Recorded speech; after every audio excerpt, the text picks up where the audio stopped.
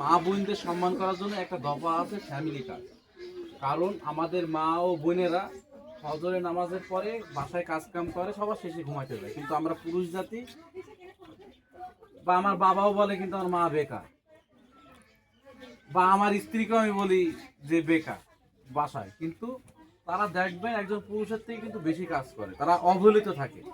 এই কারণে বিএনপি এই ফ্যামিলি কার্ড তৈরি করেছে, প্রতিটি বাসার গৃহিণীকে এই ফ্যামিলি কার্ড দেওয়া হবে।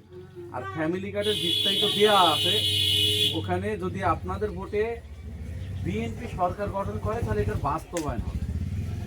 এখন বাস্তবায়ন কতটুকু হবে সেটাই 5 বছরে দেখতে পারবেন। আবার 5 বছর পরে যদি আমি আসি তখন বলবেন ভাই আপনি ফ্যামিলি কার্ডের গল্প আমার বললেন কিন্তু বাস্তবায়ন হয়নি, তখন আর ভোট দেবেন না। কারণ আমরা আপনাদের ভোটের অধিকার ফিরিয়ে দেওয়ার জন্য কিন্তু বিগত দিনে আন্দোলন সংগ্রাম করেছি বিএনপি। এটা তো জানেন যে বিগত দিন বিএনপি আওয়ামী লীগের দলের উপর ছিল, আন্দোলন সংগ্রাম করেছে, ভোটের জন্য জেল জুলুম খেটেছে। তো আমরা আপনাদের ভোট হরণ করবো না, জোর করে ভোট মারবো না। আপনার ভোট আপনি দেবেন, আপনার যেই প্রতীক ভালো লাগবে আপনি দেবেন। কিন্তু আমি এতটুকু বলতে পারি, ধানের শীষ গণতন্ত্র সার্বভৌমত্ব রক্ষা করার প্রতীক। এরা ওই জোর করে কারো সিল নেবে না, কাউকে জান্নাতেও পাঠাবে।